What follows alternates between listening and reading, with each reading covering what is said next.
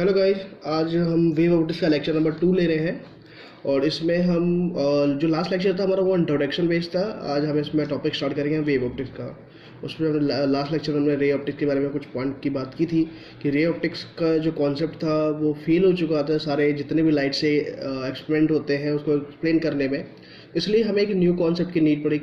उस कॉन्सेप्ट को हमने बोला वेव ऑप्टिक्स, और वेव की कॉन्सेप्ट का हमें इंट्रोडक्शन दिया। तो आज हम वेव के बारे में पढ़ने वाले हैं और वेव ऑप्टिक्स में क्या कैसे इनिशिएट हुआ, कैसे स्टार्ट हुआ स्टडी ऑफ लाइट, तो उसकी बात करते हैं। तो सबसे पहले हम वही डेफिनेशन यूज करेंगे जो हमने लास्ट लेक्चर में भी बात की कि तरंग प्रकाश की क्या होती है। तो मैंने पहले बोल दिया कि ये प्रकाशिकी का एक पार्ट है, मतलब लाइट का एक ब्रांच, जो जिस ब्रांच में आप लाइट की स्टडी कर रहे होते हो उसी का एक पार्ट है, जिसमें आप क्या करते हो कि लाइट की स्टडी तो करते हो बट उसको ये मानते हुए वो स्टडी करते हो कि लाइट रे के फॉर्म में ट्रैवल नहीं करता, ये वेव के फॉर्म में ट्रैवल करता है, ये तरंग के रूप में ट्रैवल करता है, कणिका के सिद्धांत का पालन नहीं करता है। तो तरंग प्रकाशिकी क्या है? प्रकाश की वह शाखा जिसमें प्रकाश तथा इससे संबंधित सभी घटनाओं का अध्ययन प्रकाश के तरंग सिद्धांत पर करते हैं, तरंग प्रकाशिकी कहलाती है। अर्थात हम क्या मानते हैं कि इसमें हम यही मानेंगे कि प्रकाश जो भी है वो तरंग के प्रकाश स्रोत से जब भी प्रकाश उत्सर्जित होगा वो तरंग के फॉर्म होगा, न कि कणिका के फॉर्म में। तो ऐसे संभव नहीं है, कणिका के फॉर्म में नहीं करेगा ये, क्या और स्ट्रेट लाइन में ट्रैवल नहीं करेगा, ये करेगा तरंग के फॉर्म में करता है। यहाँ पे जड़त्व के नियम का पालन भी नहीं होने वाला है, ये अपनी दिशा और मुड़ भी चेंज भी कर सकता है। तो इसका मुड़ना और फैलना भी संभव है इस सिद्धांत के अनुसार प्रकाश का, जबकि किरण सिद्धांत के अनुसार लाइट का फैलना और खुद मुड़ना संभव नहीं होता है, बट इस सिद्धांत के अनुसार हो सकता है। तो तरंग सिद्धांत क्या है? तो तरंग सिद्धांत है इसके अनुसार प्रकाश तरंगों के रूप में गति करता है, न कि किरण सिद्धांत के अनुसार। इस सिद्धांत के अनुसार प्रकाश का फैलना और मुड़ना संभव होता है। वही कॉन्सेप्ट है कि तरंग सिद्धांत ये कहता है कि प्रकाश मुड़ भी सकता है, फैल भी सकता है। जैसे कि एग्जाम्पल में आप देखते हैं कि जब भी एक टॉर्च को आप ये टॉर्च का क्या है एपर्चर है, एपर्चर का मतलब जितना बड़ा सेक्शन है जिससे लाइट निकलती है, तो लाइट हमेशा इसके अकॉर्डिंग जानी चाहिए थी। अगर ये फैलता नहीं है, रे के फॉर्म में जाएगा, सीधी रेखाओं के रूप में जाएगा। तो हम देखते हैं कि जब लाइट दूर तक लाइट जाती है तो ये फैलती है। मतलब मीन्स क्या होता है, ये कुछ इस टाइप से बनता है, इसका स्ट्रक्चर ऐसा बनता है कि शुरू में तो लाइट बिल्कुल सीधी जाती हुई दिखती है, और हम लास्ट में देखते हैं तो लाइट फैलता हुआ दिखता है, उसका सेक्शन बड़ा होता जाता है। और जितनी दूर जाओगे और बहुत दूर एक दीवार है तो पूरे दीवार पर लाइट आ जाती है, ना कि सिर्फ इतनी दीवार पर लाइट नहीं आती, दीवार के इतने सेक्शन पर लाइट नहीं आती। जबकि अगर सीधी रेखा में गति करता तो आपको सीधा सा पता है कि अगर इतना बड़ा सेक्शन है लाइट निकलने का तो इस दीवार पर इतने सेक्शन पर लाइट आनी चाहिए थी, बट ऐसा नहीं होता, पूरे दीवार पर लाइट फैल जाती है। इसका मतलब है लाइट जब निकल रही थी तो ये फैला भी। तो इसको हम किरण सिद्धांत के अनुसार एक्सप्लेन नहीं करते, हम इसको तरंग सिद्धांत के अनुसार एक्सप्लेन करेंगे। और कैसे करेंगे ये हम इस चैप्टर में आगे देखेंगे। तो फिलहाल तरंग सिद्धांत यही कहता है कि लाइट का फैलना मुड़ना संभव है, ये किरण सिद्धांत का पालन नहीं करता, ये तरंग के अनुसार गतिशील होता है। जो इस कॉन्सेप्ट की हम बात करने वाले हैं आगे। तरंग सिद्धांत के बारे में सबसे पहले जिन्होंने इंट्रोडक्शन दिया था और जिन्होंने बोला था कि लाइट तरंग के रूप में चलता है, तो वो थे हाइगन्स। और हाइगन्स ने क्या माना? हाइगन्स ने माना कि हाइगन क्या कॉन्सेप्ट कंसीडर करता है। हाइगन कॉन्सेप्ट ये कंसीडर करता है, आप पहले एक बार समझ लीजिए और उसके बाद हम एक डायग्राम बना करता हूँ। जैसे ये प्रकाश स्रोत है, ठीक है ना, बिंदुवत प्रकाश स्रोत है। तो हाइगन बोलता है कि कोई भी प्रकाश स्रोत है ना, ये विक्षोभ उत्पन्न करता है। विक्षोभ का मतलब क्या करता है कि अगर मान लो कि ये कंपन करता है तो इसके आसपास अगर कोई माध्यम होगा तो माध्यम के कणों को क्या करेगा, ये अगर ये ऊर्जा उत्सर्जित करेगा, तो अगर पहले यहाँ पे कोई प्रकाश स्रोत नहीं था और यहाँ पे माध्यम के कण है तो उसमें कोई परिवर्तन उत्पन्न नहीं हो रहा। पर जैसे ही आप प्रकाश स्रोत इनके बीच में ला के रख दोगे तो यहाँ से ऊर्जा निकलेगी, और ऊर्जा निकलेगी तो क्या होगा, इन माध्यम के कणों को मिलेगा। पहले इनके पास ऊर्जा नहीं थी, अब उनके पास ऊर्जा होगी तो क्या करेंगे, ये माध्यम के कण क्या करेंगे, कंपन करना स्टार्ट कर देंगे, इनमें विक्षोभ उत्पन्न हो गया। तो हाइगन ने माना कि कोई भी प्रकाश को जब लेके आते हो और ये आगे कंपन उत्पन्न कर रहा है, इसका मतलब ये भी एक विक्षोभ का क्या है, स्रोत है। तो इन्होंने क्या माना कि जितने भी प्रकाश स्रोत है या बिंदुवत, जनरली हर प्रकाश स्रोत बिंदुवत कंसीडर कर सकते हैं, क्योंकि बिंदु के ही फॉर्म से अगर कोई बड़ा सा स्फीयर है तो वो बिंदु के ही कॉम्बिनेशन को मान सकते हैं। तो हम ये मानते हैं, स्टार्टिंग हम इससे ही करते हैं कि मान लीजिए कोई बिंदुवत प्रकाश स्रोत है, तो वो क्या होता है कि वो विक्षोभ का केंद्र होता है। मीन्स वो सभी दिशाओं में क्या करता है, विक्षोभ उत्पन्न करता है। तो विक्षोभ ये उत्पन्न कर रहा है, तो हम मानते हैं कि प्रत्येक प्रकाश स्रोत विक्षोभ का केंद्र है, जो पूरे माध्यम में क्या करता है, विक्षोभ उत्पन्न करता है। यहाँ से प्रकाश निकलेगा तो इधर के माध्यम के कण, इधर के माध्यम कण, इधर के माध्यम के कण, हर जगह के माध्यम के कण को ये ऊर्जा देगा। और जैसे ऊर्जा देगा तो ये क्या करेगा, ऊर्जा ग्रहण करके ये कंपन करना स्टार्ट कर देंगे। पर ये ऊर्जा निकलना कहाँ से, तो यहाँ से। तो ऊर्जा जहाँ जहाँ जाएगा वहाँ विक्षोभ उत्पन्न करेगा। तो ये ऊर्जा स्टार्ट यहाँ से हुई है तो हम क्या बोलेंगे, विक्षोभ भी यहीं से स्टार्ट हुआ है। इसलिए प्रत्येक प्रकाश जो प्रकाश स्रोत है और बिंदु का प्रकाश स्रोत है वो विक्षोभ का केंद्र होता है। यही पॉइंट कंसीडर किया गया है। तो हाइगन ने यही माना कि प्रत्येक बिंदुवत प्रकाश स्रोत विक्षोभ उत्पन्न करता है, अर्थात ये विक्षोभ का एक केंद्र, विक्षोभ मतलब परिवर्तन। ठीक है, नेक्स्ट क्या स्टेटमेंट दी इन्होंने ये माना कि बिंदुवत प्रकाश स्रोत से विक्षोभ सभी दिशा में गतिशील होते हैं। मीन्स अगर एक प्रकाश स्रोत है तो नो डाउट आप जानते हो कि वो सभी दिशा में क्या करेगा, प्रकाश उत्सर्जित करेगा। तो ये क्या करता है, विक्षोभ उत्पन्न करता है। ठीक है, तो ये माध्यम के कणों में विक्षोभ उत्पन्न करता है। इस तरह से पूरे माध्यम में विक्षोभ उत्पन्न हो जाता है। जैसे एग्जाम्पल लेके आते हैं, देखिए ये अगर प्रकाश स्रोत है और इसने आगे विक्षोभ दिया, मतलब एनर्जी दी, तो ये माध्यम कण क्या करेंगे, कंपन करने लग जाएंगे। और जब कंपन करेंगे तो जब ये कंपन करेंगे तो ये भी अपने आसपास के जो कण होंगे उनको भी ऊर्जा देंगे, तो उनको भी कंपन करवा देंगे। ये इसको ऊर्जा मिली तो ये भी आसपास क्या करेगा, दूसरे को ऊर्जा देगा, और दूसरे को ऊर्जा देगा तो वो भी क्या करने लग जाएंगे, कंपन करने लगेगा। तो ऐसे पूरे एक प्रकाश स्रोत पूरे ही सिस्टम में जहाँ जहाँ माध्यम कण है, एक माध्यम का कण दूसरे को, दूसरा माध्यम तीसरे को, ऐसे ये विक्षोभ प्रदान करते जाते हैं, उनमें चेंज करते जाते हैं, एनर्जी देते जाते हैं। तो पूरे ही माध्यम में क्या करेगा, ये विक्षोभ उत्पन्न कर देता है। इस प्रकार पूरे माध्यम विक्षोभ उत्पन्न हो जाएगा। अच्छा, एक चीज़ हमने लास्ट 11 लेक्चर में 11वीं क्लास में पढ़ा हुआ है कि तरंग क्या है। तरंग एक विक्षोभ है या एक तरह का विक्षोभ है। तो जहाँ पर भी परिवर्तन उत्पन्न होगा वहाँ पर क्या होगा, तरंग उत्पन्न होगा। सीधी सी बात है। तो ये जो प्रकाश होता है इसको डिस्टर्ब कर रहा है, ये कंपन करेगा, कंपन कर रहा है तो कंपन करेगा, नेक्स्ट भी कंपन करेंगे, नेक्स्ट भी कंपन करेंगे। तो ये एक विक्षोभ का पैटर्न बन जाता है, और पैटर्न के कारण यहाँ पे क्या उत्पन्न होता है, तरंग उत्पन्न हो जाता है। तरंग की डेफिनेशन ये है कि तरंग एक प्रकार का विक्षोभ है। तो वही एक पॉइंट हमने लिखा हुआ है कि विक्षोभ से तरंग उत्पन्न होता है, क्योंकि तरंग एक प्रकार का विक्षोभ है। ठीक है, अब हाइगन ने एक कॉन्सेप्ट क्या माना, देखिए हाइगन के समय जब हाइगन स्टडी कर रहा था तो उस समय सिर्फ एक तरीके की तरंगें थी, वो थी यांत्रिक तरंगें।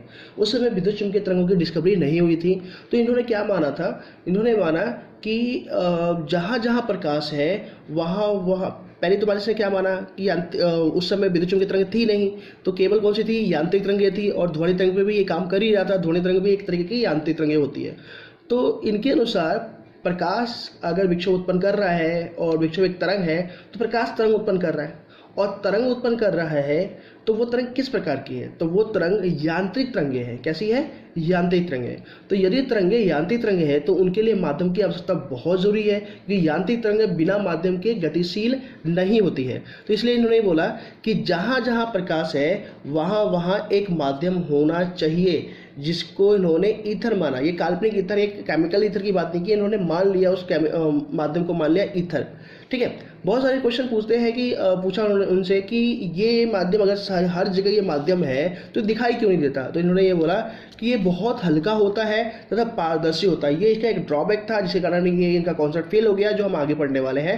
फिलहाल उन्होंने क्या माना कि पूरे यूनिवर्स जहाँ जहाँ भी लाइट है वहाँ वहाँ पर यांत्रिक तरंग, अगर प्रकाश एक यांत्रिक तरंग है तो वहाँ पर जब प्रकाश जाएगी तो वहाँ पर माध्यम के कण होने चाहिए, क्योंकि बिना माध्यम के कण के यांत्रिक तरंग नहीं जा सकती। तो इन्होंने बोला कि हर जगह माध्यम है, बट वो माध्यम दिखता नहीं है क्योंकि वो पारदर्शी है। तो इसलिए उन्होंने बोला कि वो माध्यम कैसा है, पारदर्शी है और बहुत हल्का है, इसलिए वो दिखाई नहीं देता है। ठीक है, आगे एक कॉन्सेप्ट उन्होंने बोला कि प्रकाश तरंगाग के रूप में गतिशील होता है। ये एक वर्ड है जो मैं नेक्स्ट लेक्चर इसी वर्ड में बनाने वाला हूँ। फिलहाल हम वर्ड लिख रहे हैं, क्या है वर्ड, उसमें नेक्स्ट लेक्चर में बताऊंगा मैं। तो प्रकाश तरंगाग है, तरंगाग का मतलब होता है वेव फ्रंट। एक बिल्कुल नया लेक्चर लेंगे इसमें।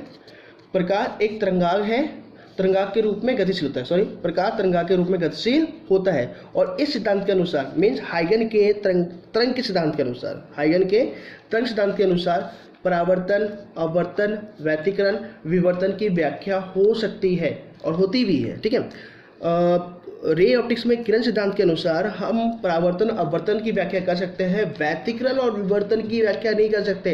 इस टॉपिक की भी बात हम आगे चैप्टर में करने ही वाले हैं कि व्यतिकरण क्या होता है, विवर्तन क्या होता है। थोड़ा बहुत तो हिंट मैं दे चुका हूँ लास्ट लेक्चर में, बट आगे बात करेंगे। तो फिलहाल हाइगन के सिद्धांत के अनुसार व्यतिकरण और विवर्तन को आप एक्सप्लेन कर सकते हो, जबकि रे ऑप्टिक्स अकॉर्डिंग एक्सप्लेन नहीं कर सकते। तो ये था हमारा हाइगन कॉन्सेप्ट का कुछ पॉइंट।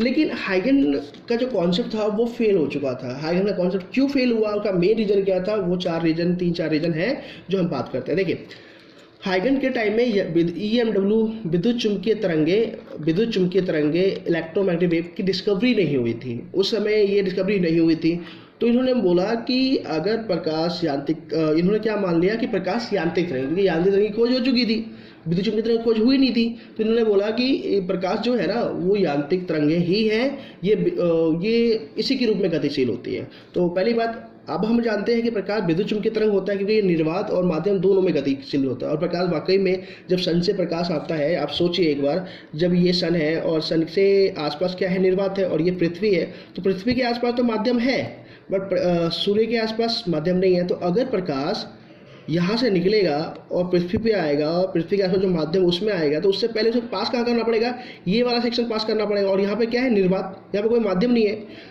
तो बाद में तो डिस्कवरी हो गई कि प्रकाश को अगर पृथ्वी तक पहुंचना है तो पहले निर्वात को पास करना पड़ेगा, मतलब यहाँ पे कोई माध्यम नहीं है तो इसको पास करना पड़ेगा। और इसको हमने एक वर्ड दिया निर्वात, कि जहाँ कुछ नहीं हो वहाँ पर हम बोलेंगे निर्वात। तो प्रकाश निर्वात में भी गतिशील होता है और माध्यम में भी गतिशील होता है, ठीक है।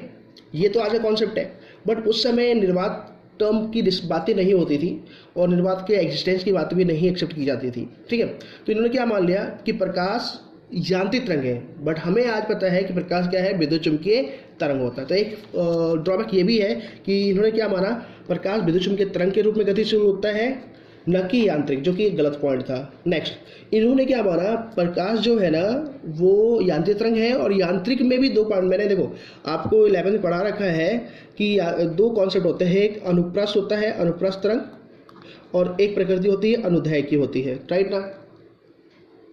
तो इन्होंने क्या माना कि यांत्रिक तो है, और यांत्रिक में भी साथ साथ किसका है, अनुदैर्घ्य का है।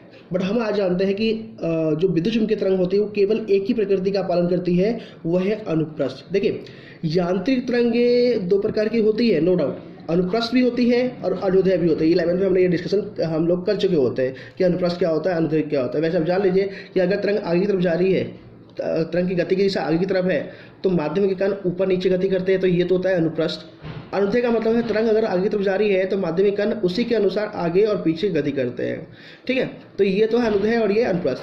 तो इन्होंने क्या माना कि यांत्रिक भी है और साथ में यांत्रिक का कौन सा रूप है, अनुदैर्घ्य। और वास्तव में ये अनुदैर्घ्य नहीं था, ये था अनुप्रस्थ, क्योंकि विद्युत चुम्बकीय तरंग केवल और केवल अनुप्रस्थ होती है। इसके अनुसार अगर तरंग आगे तरफ गतिशील है तो माध्यम के कण ऊपर नीचे ही गति होते हैं, उस तरंग के गति की दिशा में कंपन नहीं करते हैं, राइट। ये कॉन्सेप्ट था। तो दो ड्रॉबैक हो गई, एक तो विद्युत चुम्बकीय तरंग की जगह इन्होंने यांत्रिक मान लिया, दूसरा इन्होंने यांत्रिक में भी कौन सा माना, अनुदैर्घ्य माना, जबकि वास्तव में होता कैसा है, अनुप्रस्थ होता है। तो एक दो प्रॉब्लम ये थी। देखिए, एक तीसरी प्रॉब्लम ये थी कि इन्होंने क्या माना कि जहाँ जहाँ प्रकाश है वहाँ वहाँ माध्यम होगा, जबकि आज हम जानते हैं निर्वात एक टर्म है, एक वर्ड है, जहाँ पे माध्यम की एग्जिस्टेंस की बात ही नहीं होती।